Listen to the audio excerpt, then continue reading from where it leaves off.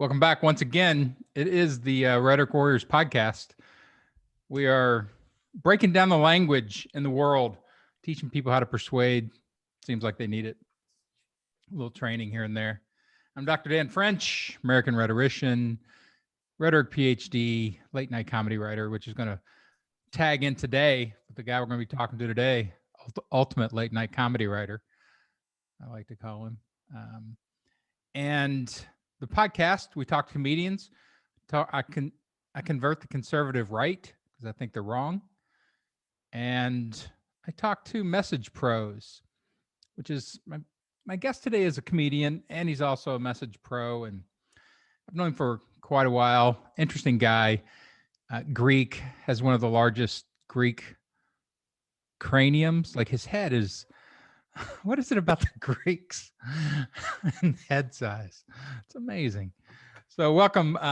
He's written Late Night Forever, originally from New York, has some chocolate in his background, right? Came from a chocolate family. That's correct, Dan.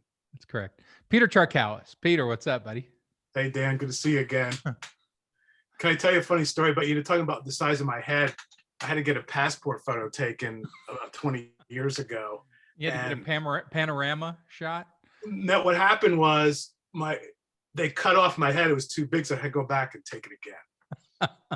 So I have to live with that. Well, they say like all the stars have oversized heads. Like that's one of the things. I don't know. Does that mean bigger brains? No, it's just something about like the size of people's faces on screens. Like if you look at most of the I see. Film stars, they're actually really big-faced people. They're big-faced people, but on little bodies, because most stars and celebrities are much smaller than you think in real life. As are you. You're much smaller than I think. Yes, I am. I am. Run your background for people just a little bit so we can orient. Tell people who Peter Charkalis really is. Okay, well, I'll give you a quick highlight tour. So it's true, I do come from a chocolate background.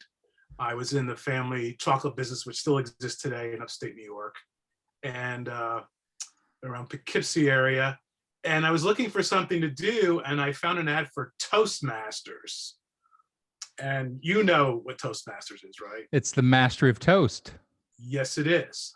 It is an international organization, let's say, where people can practice their public speaking under no pressure. You could go to, like, for example, a club could be holding a meeting in the back of a restaurant, and you prepare a speech, and then you would evaluate my speech, and then there's time for spontaneous talking, etc. Anyway, it's just designed it's super odd that came about as a phenomenon. It's kind of like Arthur Murray dance classes. Yeah, like right. I taught public speaking in college for a long time, but there was a professional organization, Toastmasters, that just grew up where ordinary people would go to be able to do that. That's kind of odd. Yeah, well, it's sort of professional because what's the there's another professional organization that's teaches people. Well, there's the Dale Carnegie stuff, and that's what I was thinking. Yeah. That's more sales oriented, I think. How to spin friends and manipulate people or whatever it was. But Toastmasters was more like anybody could join. You get up and you speak, and you go at your own pace. That kind of. Anyway, so I did a character, a Greek. It was a tall tales contest. I did a Greek character, got some laughs. Oh, somebody said, "Why don't you go in a comedy club? It'd be funny." I did that. I didn't win was it a Greek? It was a Greek character, right? Yeah, I mean, I grew up with the accent. I mean, I was born here, but my aunts and uncles all had the accent, so I did a spoof. And so then I started going to open mics, and it stood out because nobody was doing this. It was sort of like the Greek Yakov Smirnoff, if you will. Sure. If I could say that.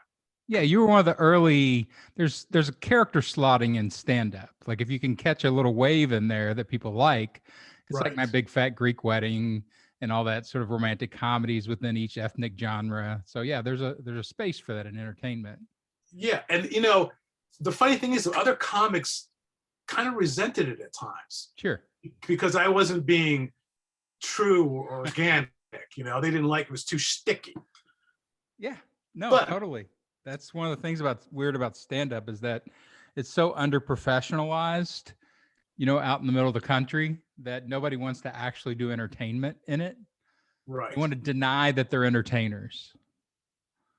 Yeah, and there's no professional training. You just get up and no one takes you by the side, it tells you how to do, unless you want to pay someone or coach, but there's no school for it. So you just get up and the bottom line is, if the club owner thinks you can make the audience laugh, they hire you, So I met people through stand up and found that you could fax jokes to Jay Leno. This is early 90s. I started submitting to Leno. I sold some stuff. I couldn't crack the nut though. I couldn't get to the staff position, even though I hammered away. I did the same with Letterman, and then Letterman had his heart episode, and I didn't know who to send stuff to. And there's this new guy, Kilborn, who's following Letterman now at 12:30. I should give him a shot. So I started sending jokes to him, and I got confident selling to Leto and Letterman. I figured if I could sell to Letterman, especially who rejects everything, I would be good.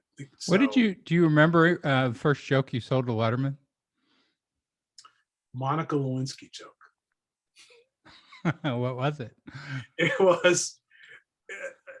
It was during the Olympics, and oh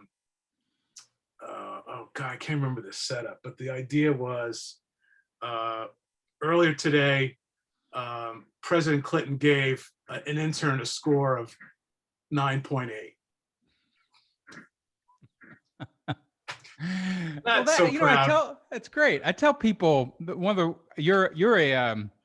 there's a few things about you that are examples that I tell people when I teach like comedy writing and late night writing and stuff like that, because you write a couple of jokes very well, a couple of forms of jokes very well. And you're to me like a mechanic of those kind of jokes. Like, that structure super well. And I learned, like, the first joke I sold to Letterman was, this is back when Barack Obama had just been outed for still smoking cigarettes every once in a while. And the president of Iran had just rigged the elections and gotten like 99.7% of the vote. And so the joke was, Barack Obama was really upset about the Iran elections being rigged. He vowed to never smoke Camels again. And the structure of Letterman is to take two disparate news stories, crash them together at the very end of the joke. Right. And you're really good at that. I always tried. That was number one. I just noticed that most of the monologues are written that way anyway, because they have to hit as many topics in as short a period of time as possible. So that's what I always look for first. Literally would have two lists, and say, what connections can I make? Well, that's why I sometimes describe you, I think, as a mechanical writer, not in a bad way at all, but like some people do it all just in the back of their heads and never think about it. But you would tend to put it out in front of you. Like, I walk into your office at Kilborn, and it was just, all this stacks of newspapers and magazines and things, because you externalize it so that you can see it, and then you write it back into the computer, I think. Yeah. Everybody's got a different style. I was sort of a combination of that mechanical part and, trying to be flexible and see what happens. But yeah, there was that. And then from Letterman, he was really short and clipped. He liked them. So I try to, economize with the wording and all that. Leno was more observational. I mean, you learn from all of them. They all have things about all the hosts. You learn different things. Leno's a softer joke, right? I mean, he's a rounder joke. It's not that sharp pop, pop, pop. Right. Not as traditional, but you just learn. I mean, it took me I sold a couple jokes to Leno right off the bat, and it took me 7 months before I sold another one. And I just wasn't paying attention. And finally, I got lucky, and finally the light clicked. Oh, I see what he's doing. Okay, that's his voice. So the light goes on at different times. You just have to do it a lot. Well, Leno was the original famous fax taker location. That's how it seems like every other stand-up would claim, I write for Leno, because they wrote for the fax pool. They sold 3 jokes and they claimed they were a staff writer or something like that. Yeah, exactly. But it was great. I mean, he provided opportunities for people, to sort of get their start and get their confidence. So that was good.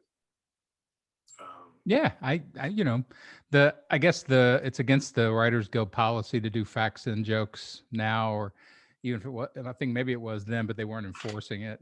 It was back then. Yeah. Yeah, you weren't They supposed just, they just don't enforce that stuff. But Right. And I have no idea now which shows take material. I don't even know if any of them take it, to be honest with you. So you faxed into Leno, then you start faxing into Letterman, and then you start faxing into Kilborn, and that's when you got interest as a staff writer. Yeah, and Diana and I were living in Alexandria, Virginia at the time, and she was pregnant, and so the kid that you're taking to college this week. Exactly. Incredible. And so yeah, she was home and she got the call, and came over to where I was working and said, they call and would want to know if you want to move to LA to write on this TV show. And wait a minute, they told her that? She got the call at home. I wasn't home. Oh, well, I mean, a voicemail, or they called and said, "Hey, you think your husband would want to move here?" I think she talked to Mike Gibbons. I think she actually talked to him. I thought it was kind of weird. That is weird. Yeah. So yeah, of course we said yes. We packed up and we moved here in 2001. So we had the job, the baby, and the house. We did it all at one time. So we got to stress things out of the way. It's been smooth sailing ever since then. Oh, of course, yeah, really smooth. You literally moved like the week of 9/11. Yes, we flew out the Friday. I think it was like the 8th or 9th or something like that. And my first day of work was September 10th. And there was an earthquake in Los Angeles that weekend. I remember we were doing earthquake jokes.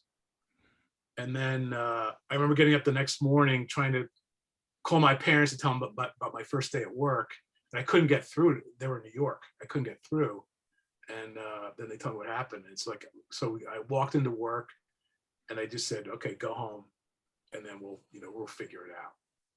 And as I recall, for 2 weeks, the late night hosts sat at their desks and had guests and talked, but there were no monologues or comedy bits for 2 weeks. Yeah, they took out comedy for 2 weeks. It was crazy. I remember watching that and thinking, when you get that much drama suddenly injected into the world, comedy shrinks down. And it's like, I start thinking about during wars and Vietnam and things like that. How would you do, like, does the comedy always shrink during a war? And then it kind of slowly comes back when people don't when the world doesn't end, so it's. Yeah. Obviously there's no formula for that. Why 2 weeks? Like it felt right, I guess. And then, now it's 20 years later and people will mention 9/11 sometimes. And here's an example of a comedy. A speaker, I was hired to write some lines for a speaker, and they sent me examples of jokes he had done. This was about 4 or 5 years ago. And there's this old joke about this dog who can speak. And the punchline is, well, he's a liar too, or something like that. But in the setup, he says, yeah, they came across this dog and he was, sniffing around the ground zero of the towers. And I'm thinking, you said that in a setup? Really? Wow. No clue whatsoever. And they didn't like the jokes I sent. I mean, it was a total disconnect about what's appropriate. And I had researched where this guy was speaking and done all this stuff. And what they wanted were, their version of a joke was 3 guys walk into a bar, a lawyer, that. Anyway. How do people, those jokes were all those street jokes were written by somebody, right? Yeah. They came from like Playboy magazine and all those places where jokes used to joke writers didn't have any place to put jokes. So they would put them in places like that and they would eventually make out into street jokes. But how do you write that? Like, how did two guys walk into a bar become the structure? Who was the first guy or gal that Yeah. came up with that? That's what I always think about. It's like, what was the first conversation on earth, and what happened after that, and who wrote the first jokes? You know, I don't know. I always wanted to get a society joke, like a culture echo joke, like that everybody kind of knows. Like, just leave it. It's going to be there 50 years from now when you're dead and gone. The joke's still alive. The joke is still alive. It sounds like the name of a book or something. I don't know. It does. I don't know. So you've done a lot of that. Your career has mostly been writing for other people. You've still done some stuff on stage, but mostly you've been the guy behind the guy, writing jokes. Yeah, I did. Ferguson replaced Kilborn, and then I didn't have a staff job for a while. It was a few years. I freelanced. I went back to selling to Letterman again, and occasionally Saturday Night Live. Other comedians. I wrote for George W. Bush and Obama impersonators. And that's what the right gets wrong about comedy. They think, oh, you're all ultra left and liberal. Hey, whatever's funny at the time, that's what we go for. You mean to tell me there were no Clinton intern jokes? If Trump is going to do his stuff, of course people are going to go after him.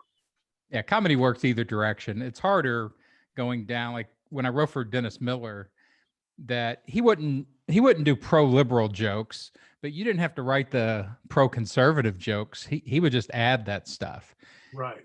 He liked jokes, and it could be about politics, but we didn't have to go around, trying to write, hey, what a great guy George Bush is. For him, he just added that. But didn't he go really right after a while? Incredibly really? Far right. When I was at CNBC, he was totally zealot, totally Fox News, gone to the right. But all his staff was still the same guys had written for him forever. A bunch of Hollywood liberals. Right. I always get mad when I hear the right's complaining about, it's all the, liberal. No, it's just if people are going to mess up, that's what you go for. It doesn't matter. It's normal humans. Like, just take the word liberal out and just say normal, like regular people just writing jokes. I don't care about the politics. Yeah. No, you care about the laugh and finding the great line and all that will make people laugh. Or at least maybe resonate. So you've written for TV monologue guys, you've written for stand-ups, you've written for speakers. You've probably done it all. You've probably written greeting cards at some point, I would imagine. I'm doing that now. I'm doing that now, actually. During the pandemic, it's hard to find work, and I keep the muscle going. And who could I send jokes to? Just like sit down and just send them all. There's nothing complicated. Oh, I found a greeting card company that accepted them. So, I can say I'm working. You wrote for comic strips too, right? Didn't you do that for a little while? I did. I wrote with Dan Bliss. I don't think I got his first name right. Bliss. He's a syndicated columnist, had a cartoon in the LA Times, but also sold jokes to the New Yorker. So I wrote, he drew, of course. And I was thrilled to get something in the New Yorker. Yeah, that's a cool credit.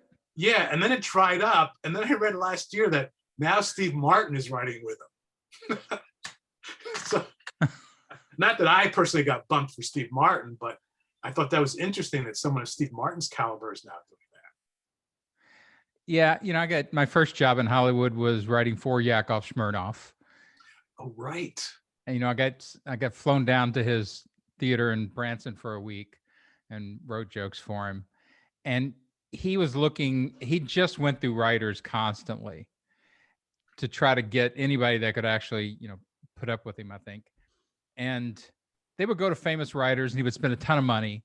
And then he would go to like some good writer and the only thing he could recognize was the fame credits, like not the actual quality of the material. Right. So there were times when, I watched people who were his writers. His original writers were the brothers who ran The Simpsons. Really? Yeah, I can't remember their names right now, but like, you remember the joke, the the Miller Lite joke in Russia. Here you go to the party in Russia, the party comes to you or goes after you, Yeah, whatever. yeah. Yeah, that was those guys. They wrote those one-liners for him.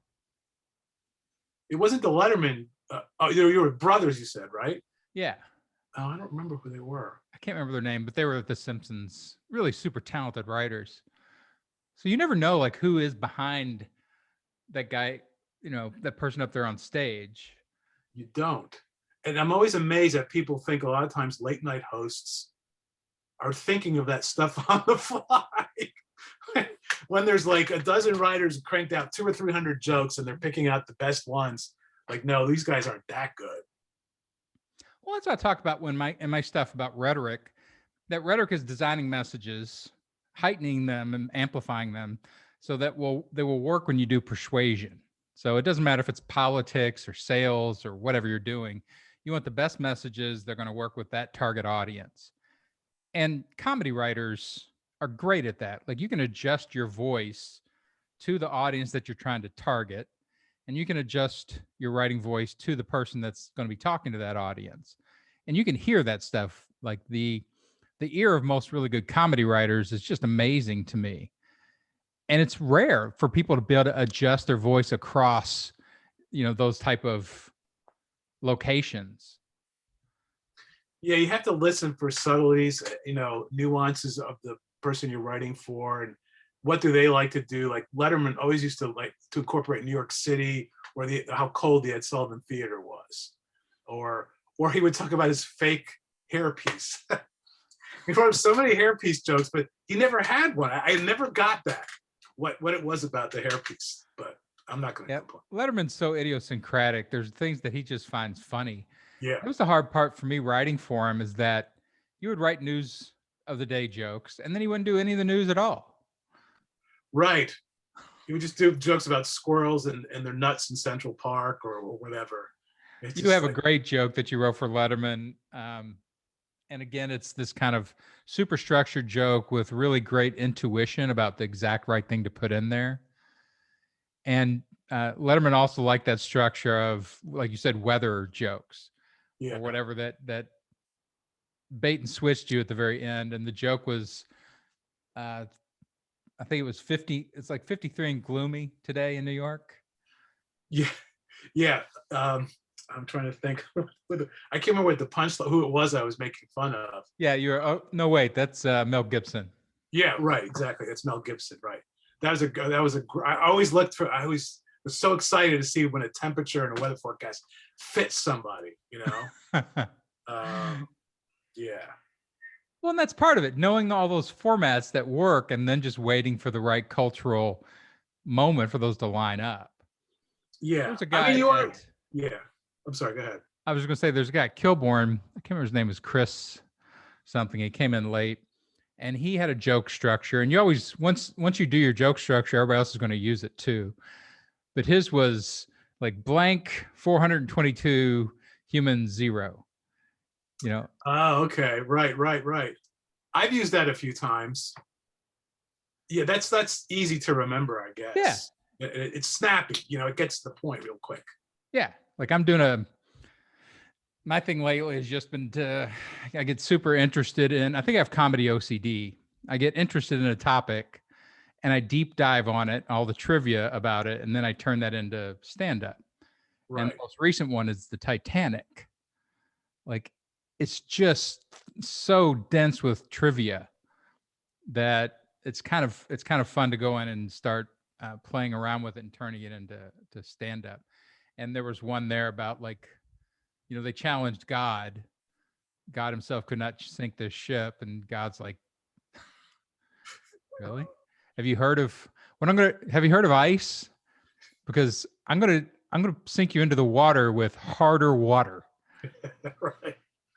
And it's like God 4 billion 0.6321, humanity 0 or whatever. Right. What made you dive into that topic? I just finished a book called Invincible Talk. It's a persuasion book. Invincible Talk, winning in the 21 Colosseums of persuasion. And so I'm writing a stand-up version of it. Cool. And so I got off on that word invincible. Like, you got to be careful using that word. Just ask the people from the Titanic. Right, exactly right. There you And go. then my brain goes, I don't really know anything about that Titanic. When did the thing actually sink?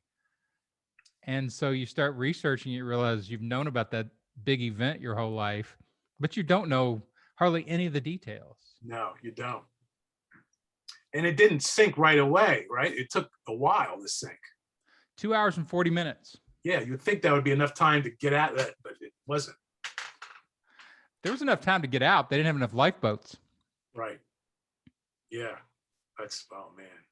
Plus, everybody, in the third deck couldn't really get to the top. Right. I brought some, I wanted to talk about, G. Gordon Liddy died. Do you know that? I did not. He passed away. And the reason I'm bringing him up is because I'm thinking of rhetoric and talking and people. And so he was 90. And my mother went to high school with him. And Diana's father was friends with him.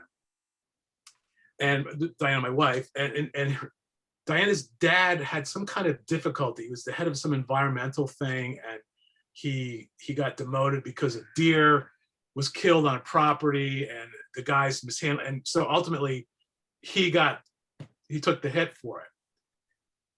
G. Gordon Liddy wrote a letter from prison telling him that if he needed any help, he could jump in. Really? Yes. But here's a guy who said he felt an electric surge when he heard Adolf Hitler on the radio.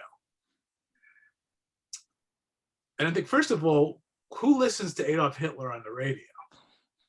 Right? How do you find Adolf Hitler on the radio these days? Does he have his own podcast? It's just in perpetuity or something? I don't know. But here's the guy was such a zealot, right? That's how you pronounce it. I would say zealot. Yeah, zealot. And then later in life, he turned to debating Timothy Leary. They were at total odds. And I guess that's a marketing thing, I guess, of the last few years, is you debate your opponent and then you can, make some money from it. Yeah, Marr was going around with, I think, Dennis Miller for a while. Oh, that makes sense. Like that. There What's were that? Padres coming up probably through the stand-up. But anyway, I brought that up. Well, you look at guys like this. So you go through these epics, these epics of politics. So the 70s, the Watergate and, the G. Gordon Liddy's and like all the Reagan stuff and the Sandinistas and the selling arms on the black market. Everybody just forgets that stuff. Right. It just washes away now until the next big wave of stuff comes along.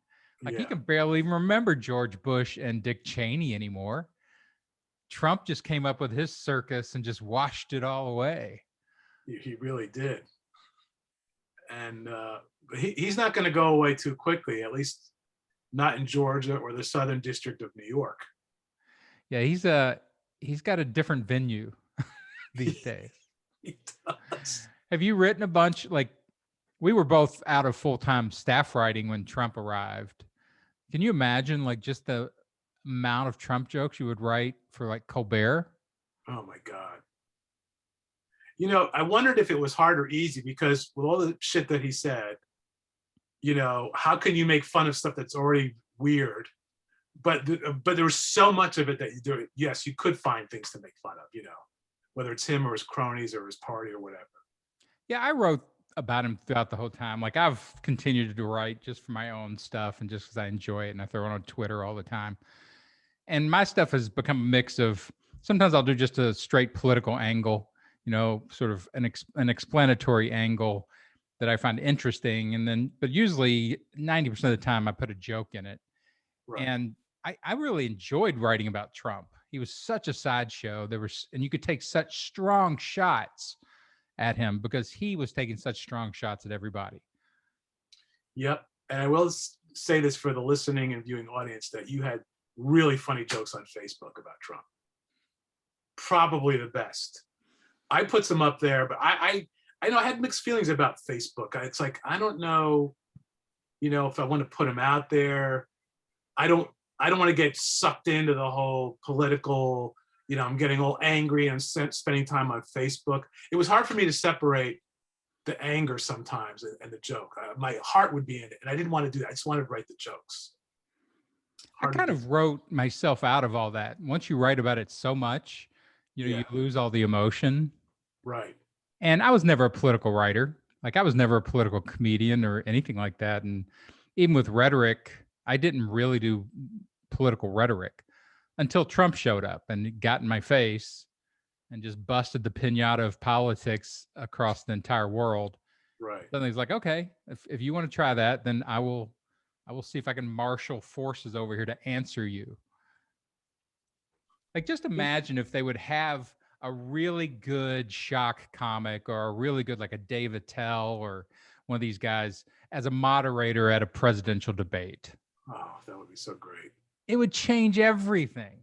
Right. It would put people in their rightful places. Well, you can't lie to those guys. Right. You can't be this kind of pitter patter politics and bullshit and all that. They will shred you. Right. What do you think about the media and Trump? In other words, they want to report the truth. They know the guy, he's a reality show host who built his empire on the coattails of his dad. He's been sued. So the press reports on him. CNN knows that they're going to get eyeballs. So it's a matter of like, it's business versus journalism. Everything is overlapping and gray. I wouldn't watch CNN after a while, even though I agreed with him. It was just so much of this stuff, a deluge every day. And I almost wanted to hear CNN maybe just give the other point of view, or do a Colbert and have a mock, conservative person, and in turn make fun of them. I don't know. It became too much for me. Yeah, the entertainment news and the news industry and journalism and in general was not ready for somebody like Trump. They're not prepared for it. They didn't have answers to it. They didn't have practices and norms and policies in place for what to do when somebody with status, political governmental status, the president, is standing there and blatantly lying to everybody. And you start to see towards the end of his tenure up there, they started taking shots at him. Right. And then, he would pivot away or he would bitch and he started leaving the press conferences. Right. And the tradition of respecting the office got in the way of journalism, clearly. It's true. It's very Again, why not a room full of stand-up comics asking them questions? Those guys wouldn't know how to handle a heckler, and they wouldn't know how to handle heckles from professional comedians. Trump is so thin-skinned and insecure. He would probably just walk off the stage, after, one question or something. Well, he did the whole last year of his presidency, like walking out on Leslie Stahl and walking out, whatever. It didn't matter. He couldn't handle it at all. So he'd gotten to the point where psychologically they had broken through his bubble some and started getting a little bit of voices in there. And it was just a little, and he couldn't handle any of it. But I think the press has kind of been trained now. Like they're still doing fact checks. I'm like, you don't need to fact check Biden. He may overstate something. Right. He may get something wrong, but you don't have to fact check him. He's not up there lying on purpose. I wonder if they're doing that to show that they're consistent and not partisan. Maybe that's part of it. We're just doing our job. Well, that's also the training of, again, I think it's very instructive to look at the training in stand-up versus the training in journalism, right? Journalists get trained to these ideas of fairness and balance and all that kind of stuff, whereas stand-ups don't. Stand-ups get trained to what's funny. Exactly. What's going to blow the room open. Right. Yeah. And in a writer's room, half the time, the best jokes still get sanitized out of the show. That's true. For many different reasons. Sometimes it might be because the joke is about a celebrity and the host is friends with that celebrity, or a writer's a friend, or CBS. There's so many reasons why. But, Do you ever have any jokes that do you remember that you really wanted on, but they hit too much of a button? Oh boy, I can't think of any off the top of my head. I was surprised with some jokes that did get on the air. There was one about I said, so you can't say it now, but I was this was for Kilborn. I was watching, flipping through, and I was watching Connie Chung. Oh, and then I realized Greta Van Susteren had just had an eye tuck, and you can't do that joke now, right? Yeah, the identity politics have gotten much more landmined. Yeah. Like I had a joke at Kilborn. This was an interesting joke that because of the reverberations of it politically on the show, but was Pete Rose finally admitted that he bet on baseball, but still refuses to admit he stole his hairstyle from a lesbian. Right. And I wonder with that joke, if that would make it today. Yeah, that's a good question. Because that's not a hard shot. That's a very soft, like it's nothing negative about lesbians. It's a negative about him. Right. It's an observation that lesbians have these haircuts. So your intent is not to demean or disrespect anyone. It's just sort of almost a statement. Well, you and I would say it's a statement of fact. Other people may differ. Well, I have a 21-year-old daughter, and she's incredibly millennial and incredibly super sensitized to many of the identity politics issues. And I totally respect that, but I tell her, like, you are laying landmines out for me everywhere. Like just using the words doesn't mean it should trigger your landmine. If I use the words from a certain social perspective and I'm anti something, then sure. But if I'm just talking about it or trying to be, intellectual about it or trying to find a joke in it. Right. I did a joke once about Kirk Douglas was, when he was still alive, was on the Academy Awards. And this was after he'd had a stroke and was not doing well. I mean, worked hard to come back. God bless him, the amount of work that man did to be able to talk again. But he was still hard to understand and didn't look right. And they did a bit on there where they had two ingenues helping him give an award. And they were hitting on him, or he was hitting on them. And again, couldn't do that now. But I was watching this and I turned to Quincy, and she was maybe 10 or 12 at the time. And I'm like, he better hope that the Grim Reaper isn't watching the Academy Awards, because he's going to be like, oh, I forgot about that guy. And she got very upset. She's like, you can't talk about him like that. He's old. Right. I'm like, I want people talking about me like a regular human being when I'm old. Right. Yeah. I'm all for very landminey. Yeah. Landmine's a good phrase. It's just 2 minutes. I'm all for respect and being sensitive, but there comes a point where it's like, come on, people, this is just crazy. You got to be able to say stuff. And using a word doesn't necessarily mean you're insulting an entire race or I don't know. But there's so many, the thing is, there's a lot of gray areas. I guess that's what life is all about. How do you navigate? Well, do you stay up with it? Do you feel like you would still be pertinent and able to write jokes about what's going on right now if you got plucked onto a staff again? I think I could. I noticed that I've gone through periods of time where I haven't written anything, and then I'll start writing and I'll surprise myself, say, this isn't too bad. I thought I'd be really rusty. The only thing is catching up to what references are being used during that time. But other than that, I think the muscle, I don't think it atrophies. I don't know about how you feel about that, but it's still there. Well, I've stayed on it. Like, again, I just enjoy it. So I write jokes every day.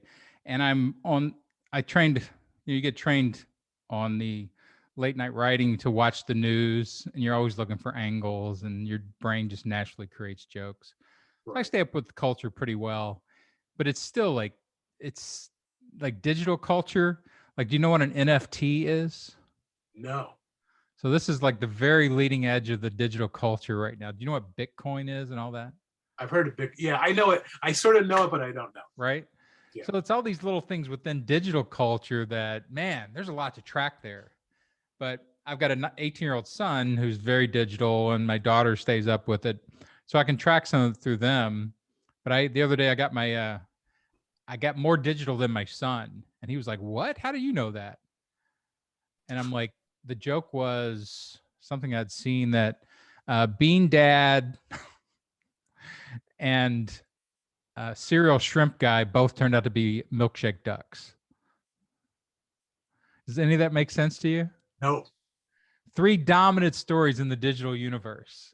no, I couldn't even pretend to laugh because I didn't get it. But as soon as I saw it, because I stay up with that stuff, I'm like, oh, that's perfect. That's exactly right. And that's hilarious. But it's completely foreign if you're not in Yeah, that milieu. right. That's where I Not hard to probably, catch up. yeah, you can catch up, but I think that's where we'd be a disadvantage if you're on a staff. You have to replay. You can't use Keith Richards anymore, or some other old technical term. You have to use whatever's the most current one. And I have run into older comedy writers who I'm like, dude, I saw a guy the other day posted a John Kerry horse face joke. I'm like, hey man, come Exactly. on, Yeah. step into the at least the 2015s. Right. I'll Even tell you though real quick so I don't leave you hanging. Bean Dad was a guy on Twitter who tortured his 10-year-old daughter because she didn't know how to open a can of beans and he wouldn't show her. oh wow. And so it took forever to figure it out. And everybody was amused by it at first, but then he turned out to be an asshole, like with a bunch of right-wing posts. And then Shrimp Cereal Guy was a guy who had found 2 shrimp tails in a box of sugar cereal and they'd been sugarfied. And he posted a picture of it and said, how did this happen? My sugar cereal got shrimped. And then same thing, he turned out to have a bunch of right-wing ugly posts. And so Milkshake Duck is the original meme from like 2016. And a guy posted, yeah, this duck drinks milkshakes, which is really cute until you look at his old tweets. And he turns out to be a right-wing duck. He's a duck who loved Hitler. So you have these 3 things and they all come together that, oh, it's a milkshake duck. So using those 3, so you feel enough people would get those, like it's worth doing, like it would reach a broad audience with those 3 references. Not a general TV audience, no, but a digital audience, sure.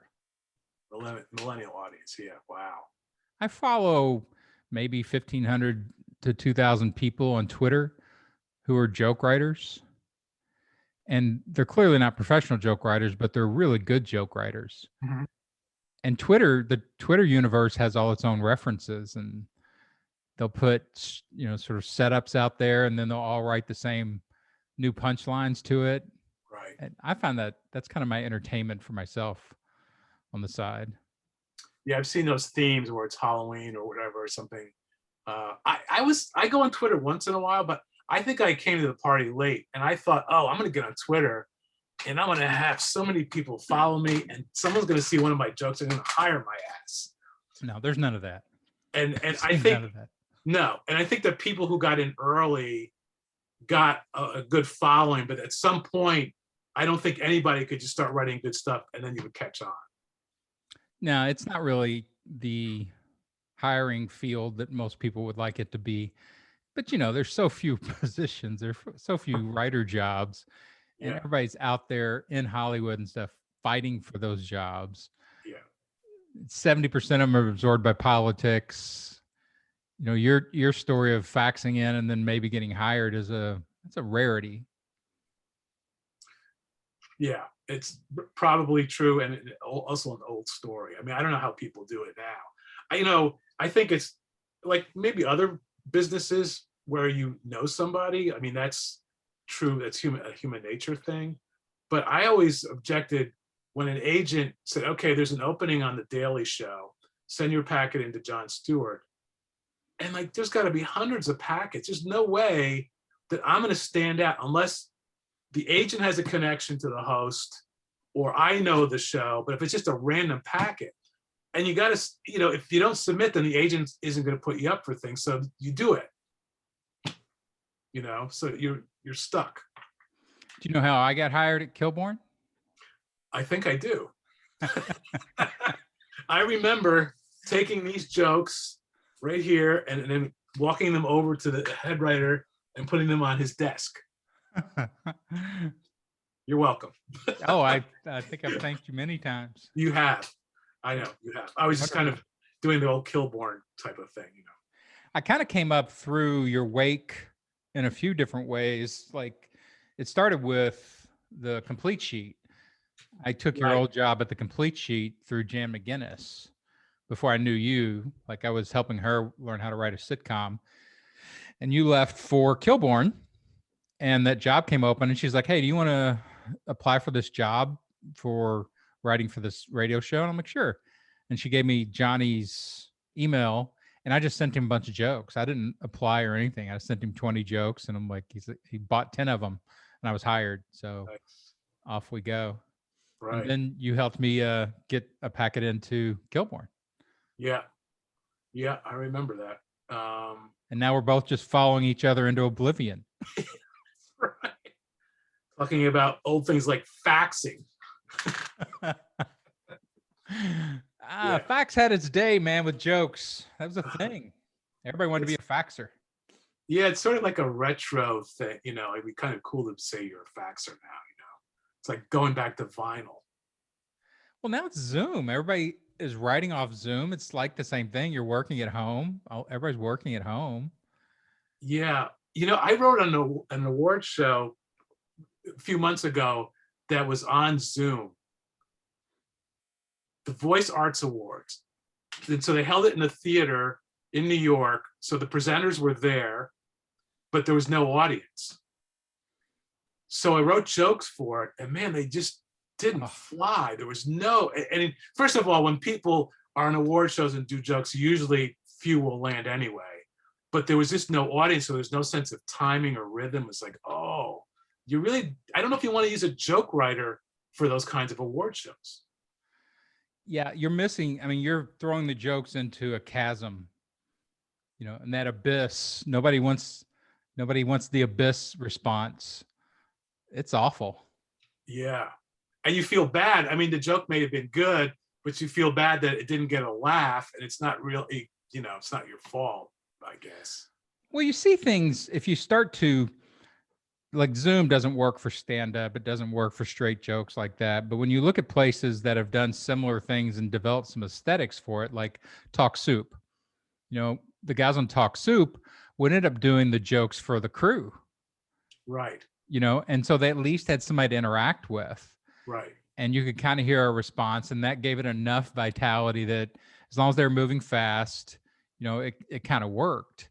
Right. But this complete dead Zoom to an open room, they've got to add in some type of response element.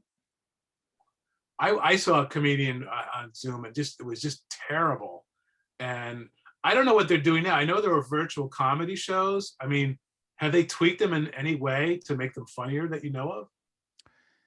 I don't know if you ever met my friend Claude Shires, who has a company that was doing live broadcasts from comedy clubs. Like he had set up cameras in 5 or 6 different comedy clubs around the country and was selling tickets to live shows that you could watch online. And that was before the pandemic hit. But it was still the same sense of how do you get enough of the live experience into the screen, and into people's ears so that it gives you the emotion. And it's a struggle even with that. If you're trying to recreate the live experience, I don't think you're doing it right. I think one of the things I've learned about podcasting is even just having both of us on screen and going back and forth. So when I finish something, you pick it right up and you'll start talking. So there's no dead air. But you tell a joke and you're waiting for the response. Waiting. Dead air. That's right. And that is nothing more deadly to humans than silence in response to something somebody said.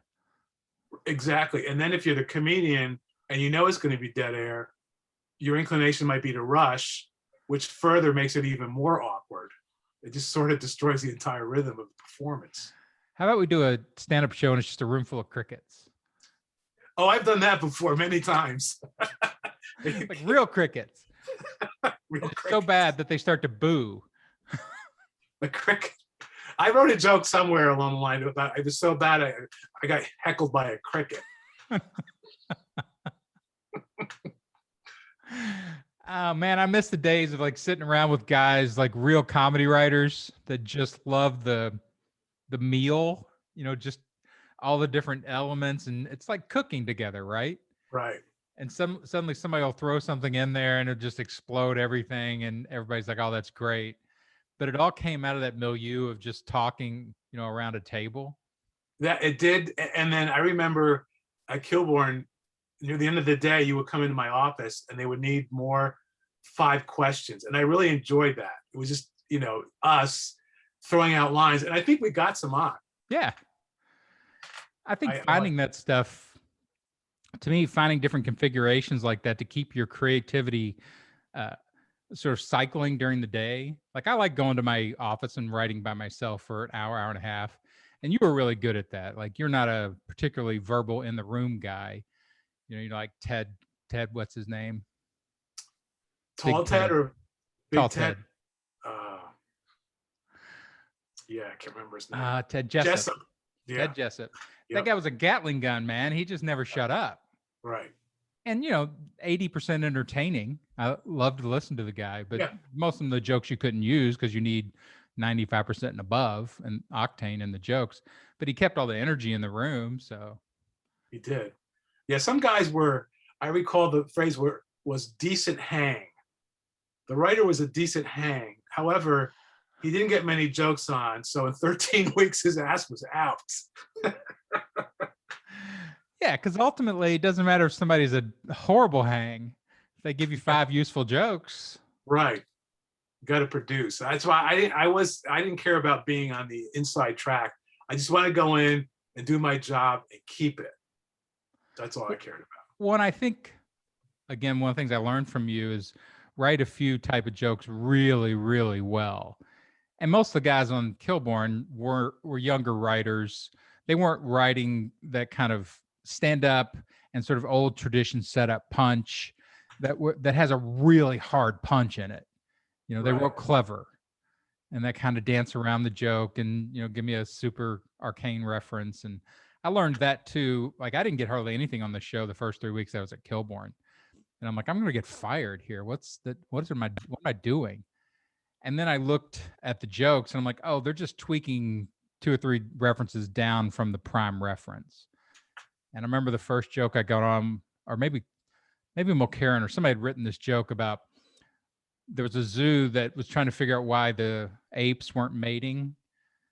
And so they developed a perfume for the male to attract, or whatever it was, back and forth. And the joke was something like, oh, great. Now this Valentine's Day, I'm going to be 4th in line at the Bed Bath & Beyond behind a silverback. The silverback's got a good bite to it. And instead of saying gorilla, right, you keep tweaking until you get a cool word. And right. Once I learned that, I'm like, okay, I got it. You got it. Wow, that's quite a long time. I had the advantage of being a faxer before, so my transition was a little more seamless. Yeah, I've been writing at Best Damn, and I've been sending stuff in through you at Kilborn, so I got the voice. But guys that are writing it full time are still hitting. They're hitting all the cylinders, and Yeah. I was getting punchlines and stuff like that. But it wasn't that full voiced Kilborn who liked to have the references and that kind of flavor to it, that ornament to the joke. Right. Dennis Miller was the same way. Like, learning Dennis Miller's wandering towards the punchline and diving off into phrases and descriptions. But he was really specific with his references, I recall. Yeah, very. Yeah. And you had to get the exact right, Right. like if you're talking about a concerto or something by Beethoven or a symphony by Beethoven, it had to be the right one. Exactly. Not that he would know all of that, but right. The writers would. And, Well, guys like that made it easier in quotes. Like, Kilborn he liked sports. He was an anchor on ESPN. So you knew if there was a sports story, that was good. He was sort of fraternity frat guy, and he was self-deprecating. He was like real self-deprecating and faux self-deprecating. Yeah. So you had all these different angles and perspectives you could use, and it made your job easier to go into those places. Yeah, he could not handle real self-deprecation or deprecation. Right. If you remember this, but before I got hired there. I never told Kilborn this, but he came on Best Damn Sports as a guest, and I wrote a joke about him, which was, "Hey, yeah, most people don't know how good you were at basketball," and he was. He was a great basketball player. He goes because he played at Montana or somewhere, or Wyoming. Yeah. I can't remember what it was, but like all great basketball players, you had a nickname, in college, and we looked it up. We found it, and you were called the Big Kleenex because you're thin and white, and everybody blew right through you. And they told him that joke on Best Damn, and he did not laugh. That's funny. That's a funny joke. Yeah, of course. What can you do? I don't know. Well, dude, you got to go. It's 4:40. Wow. Time flies when you're talking about comedy. Yeah. Well, come back on when you've got more time, and we'll keep wandering through. I enjoy talking to writers, like I said, the real mechanics inside of things. I think people don't get to them very often. Yeah, we sometimes feel left out. As long as you get a check, you don't feel that left out. That's what you care about. Now, this has been fun. Thank you. Yeah, absolutely. I appreciate it. Any words for anybody? They can find you anywhere, hire you to write jokes. Peter Charkalis at gmail.com. I don't think they will remember that. I mean, I don't know if can I put it up on your site, or will they see my name on your thing? Yeah, it'll be up there. Charkalis. How can you forget Charkalis? Yeah, it's Greek for Buttafuoco. Remember that reference? That joke killed every single time I did it, but I haven't done it in like 20 years. I don't. It would probably still work. Just the word is funny, but if it's a funny. You have to use Schwarzenegger or some other, whatever the current funny name is. I don't know. Yeah, it's Greek for Scarlett Johansson or something. Well, cool, man. I appreciate it. Go do your thing. Everybody, this has been Peter Charkalis. Super fun. Rhetoric warriors, get out there, learn some persuasion, learn how to write up messages. We need it. See you next time. Thanks, Dan.